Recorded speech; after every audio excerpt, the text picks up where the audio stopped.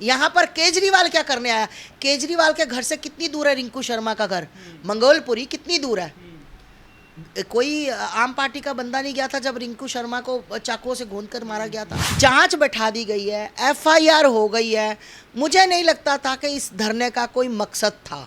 4 दिन पहले केजरीवाल जी बोल रहे थे कि जो मर्जी हो जाए, सामने वाला बोल रहा था कि आप दुश्मनों, कह रहे कुछ भी हो जाए, दुश्मनों से हाथ मिलाना पड़े, बस बीजेपी को नहीं आने देना। तो इनको ये रतन दिलाने वाले, इनको इन ऊंचाइयों में पहुंचाने वाले कहीं ना कहीं बृजभूषण जी का भी नाम है। जब आपने बोल दिया कि इस्तीफा दे दो, वो देने के लिए तैयार है, तो इनको धरना छोड़ देना चाहिए था कि भैया ठीक है, वो गोल्ड मेडल लेकर आई हैं, वो बच्चियां हैं, हमारी देश का गौरव है हमारा। निकिता को मारा गया था, वो भी तो हमारी बेटी थी। अंकिता को मारा गया, वो भी तो हमारी बेटी थी।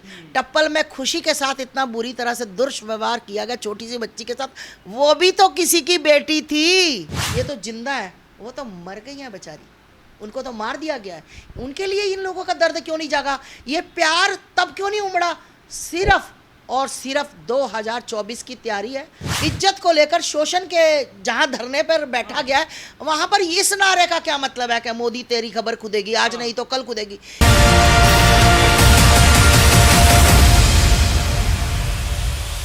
नमस्कार, स्वागत है आप सभी का नेशन लाइव में। नेशन लाइव की टीम इस वक्त मौजूद है। 2024 को लेकर तमाम मुद्दे बनाए जा रहे हैं। जंतर मंतर पर प्रदर्शन जिस तरीके से पहलवानों का चल रहा है, लोग मोदी सरकार को क्रिटिसाइज कर रहे हैं, तमाम गंभीर आरोप लग रहे हैं। लेकिन जहां एक तरफ पहलवानों का कई सारा आरोप जो है सांसद ब्रजभूषण पर है, तो ब्रजभूषण भी कई मामलों में इनको घेर रहे हैं और उनका भी कहना है कि ये लोग दरअसल जो आरोप लगा रहे हैं उनमें सच्चाई कुछ अलग ही है और इसको किसी और तरीके से दिखाने की कोशिश हो रही है। इसी पर बात करने के लिए हमारे साथ में इस वक्त आस्था माँ जुड़ चुकी हैं।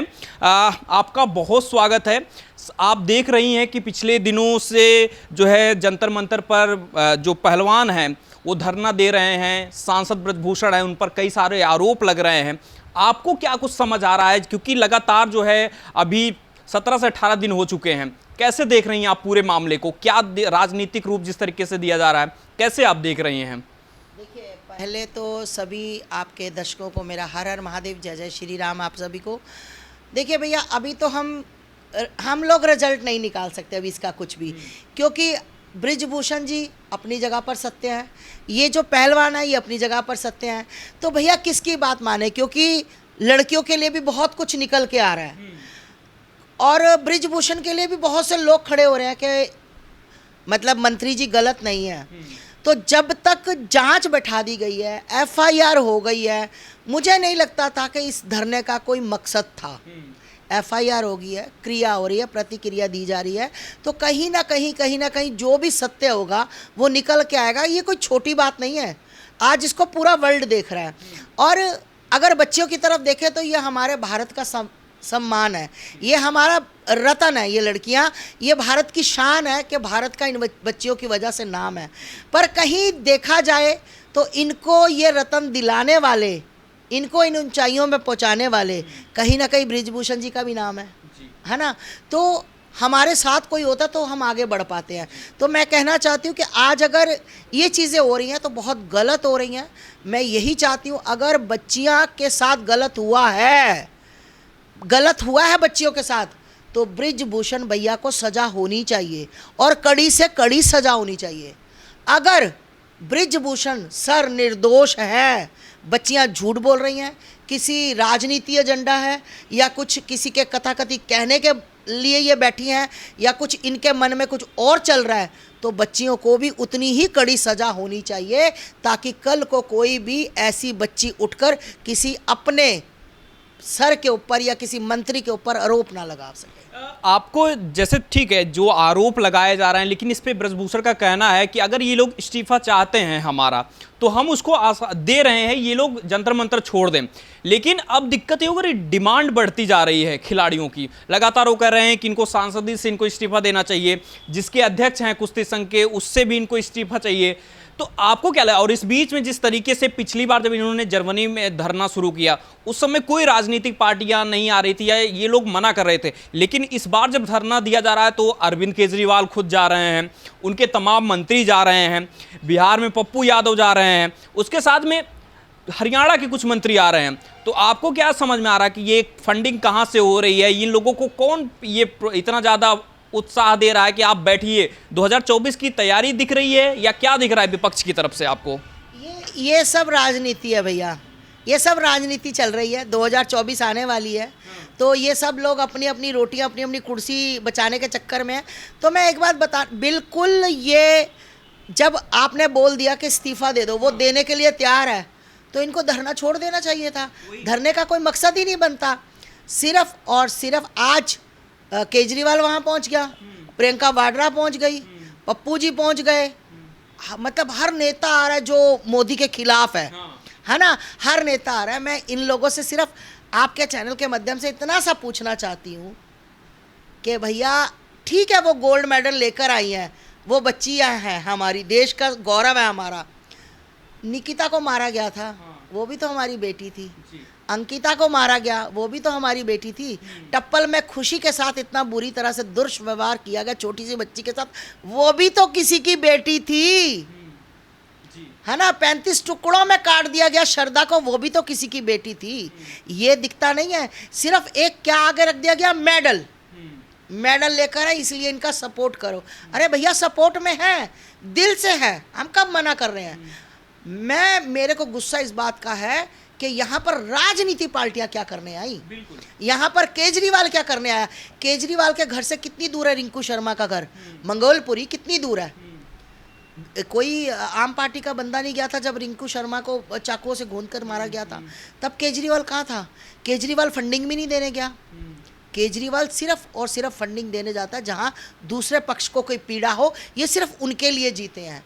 तब तो कोई वाड्रा भी वहां नहीं पहुंची थी, है ना, कोई सरकारें वहां पर वो बिहार से या कहीं से ये लोग नहीं आए थे। तो ये चीज़ें कहीं ना कहीं आकर ये चीज़ें गलत है। तो मैं ये पूछना चाहती हूँ कि इन्हीं लोगों से जो इतनी दूर दूर से आ रहे थे, तब आप लोग आज तुम जंतर मंतर पर सिर्फ 2024 के लिए आ रहे हो। भैया एक बार तुम इन बच्चियों के लिए भी आए होते तो हमें लगता कि नहीं, प्रियंका वाड्रा हर जगह पहुंचती है। निकिता के पहुंची, अंकिता के पहुंची, खुशी के पहुंची, काजल के पहुंची, सबके पहुंची, निर्भया के पहुंची, हमें लगता कि हाँ पहुंची। मंगोलपुरी में अंकित शर्मा को 450 चाकुओं से घोंप कर मार दिया था। कितनी मतलब बर्बरता के साथ उसके साथ किया गया था। मैं पूछना चाहती हूँ कि वहां पर ये लोग क्यों नहीं पहुंचे। आज ये कह रहे हैं कि ये भारत की लड़की है, तो वो भी किसी की बच्ची थी, वो भी किसी की लड़की थी। जितना दर्द इनकी माँ को हो रहा है ना, ये तो जिंदा है, वो तो मर गई है बेचारी, उनको तो मार दिया गया है। उनके लिए इन लोगों का दर्द क्यों नहीं जागा, ये प्यार तब क्यों नहीं उमड़ा। सिर्फ और सिर्फ 2024 की तैयारी है। इनका एक ही एजेंडा, मोदी को हराना है, चाहे कुछ भी करना पड़े। ये एक दूसरे का कट्टर दुश्मन होकर भी हाथ मिलाते हैं। आपको नहीं लगता कि 2024 की तैयारी तो ये कर ही रहे हैं, विपक्ष के तौर पर ये पहलवान का जिस तरीके से इस्तेमाल कर रहे हैं, आपको नहीं लगता कि क्या पहलवान जो है इस राजनीति के चक्कर में फंस गए हैं और लगातार इनका यूज कर रही हैं पॉलिटिकल पार्टियां, जो विपक्ष के तौर पर अरविंद केजरीवाल हो या तमाम जो सियासी दल आ रहे हैं, इन पहलवानों का यूज हो रहा है, जिससे इनको बचना चाहिए पहलवानों को। अगर आपकी तरफ से कोई संदेश हो। बिल्कुल, पहलवानों से तो मैं ये कहना चाहती हूँ कि भाई आज तुम लोग कहाँ फंस गए हो। एक तरफ पहलवान जाट, एक तरफ राजपूत हो गए। क्यों लड़ रहे हो आपस में इनके लिए। ये सिर्फ और सिर्फ इनको यूज कर रहे हैं। ये सत्ता का लालच, ये कुछ कुर्सियों के लालच में यहाँ बैठे हैं कि हमें टिकट मिल जाएगी, हमें नहीं। तो अगर एक बात बताओ, अगर यहाँ पर अपनी इज्जत को लेकर शोषण के जहाँ धरने पर बैठा गया है, वहाँ पर इस नारे का क्या मतलब है कि मोदी तेरी खबर खुदेगी, आज नहीं तो कल खुदेगी। यहाँ पर इस नारे का क्या मतलब है, मुझे बताया जाए। यहाँ पर जेएनयू के बच्चे, टुकड़े टुकड़े गैंग के बच्चे यहाँ आकर किस पर्पज से ये बात बोलते हैं, हमें चाहिए आज़ादी, आरएसएस से आज़ादी, ब्राह्मणवाद से आज़ादी। कौन से ब्राह्मणवाद से आज़ादी चाहते हैं। ये चाहते हैं कि ब्राह्मण जनेऊ उतार दें, ये चाहते हैं ब्राह्मण टीका लगाना बंद कर दें, ये चाहते हैं ब्राह्मण अपना जो मंत्र उच्चारण जो लोगों के घरों में भला करते हैं वो बंद कर दें। मतलब सीधा सीधा एजेंडा ये कि ये लोग सिर्फ धरने पर नहीं, धरने के जो लोग आते हैं समर्थन करके उनको आज़ादी चाहिए। एक भी पहलवानों के समर्थन वालों ने, एक भी बंदे ने बोला कि तुमने गलत नारे लगाए हैं। भाई ये बच्चियों के साथ शोषण हुआ है, यहाँ पर इन नारों का कोई मतलब नहीं। यहाँ पर मोदी का, योगी का, किसी का नाम लेने का क्या मतलब है? एक भी बंदे का समर्थन नहीं आया। हमने दूसरे दिन जाकर जरूर वहाँ पर कहा है कि आओ भाई, जिसको आज़ादी चाहिए हम देते हैं। और हमारा उल्टा वीडियो बनाया जा रहा है कि हम पहलवानों के लिए बोल रहे हैं। अरे पहलवान तो हमारे बच्चे हैं, हमारी बच्चियां हैं, हमारी धरोहर है, हमारी देश का भविष्य है हमारा, इनके साथ हमारा भविष्य है। हम भारत का नाम होगा तो हम भारतवासी हैं ना। तो ये लोग जो कथाकथित लोग हैं, सिर्फ और सिर्फ इन्होंने एक एजेंडा बनाया है कि सभी विपक्ष वाले, आपने देखा भी 4 दिन पहले केजरीवाल जी बोल रहे थे कि जो मर्जी हो जाए, सामने वाला बोल रहा था कि आप दुश्मनों, कह रहे कुछ भी हो जाए, दुश्मनों से हाथ मिलाना पड़े, बस बीजेपी को नहीं आने देना। तो इससे क्या समझे हम? इससे क्या समझे कि सिर्फ और सिर्फ ये पहलवानों का तो बहाना है, बीजेपी को भगाना है। और मैं बता दूं कि बीजेपी कहीं ना जाने की, बीजेपी इनकी छाती पर इस बार भी मूंग दलेगी। 2024 में आएंगे तो मोदी जी, आएंगे तो मोदी जी, लिखवा लो, ये कुछ भी कर लें, आएगा तो मोदी।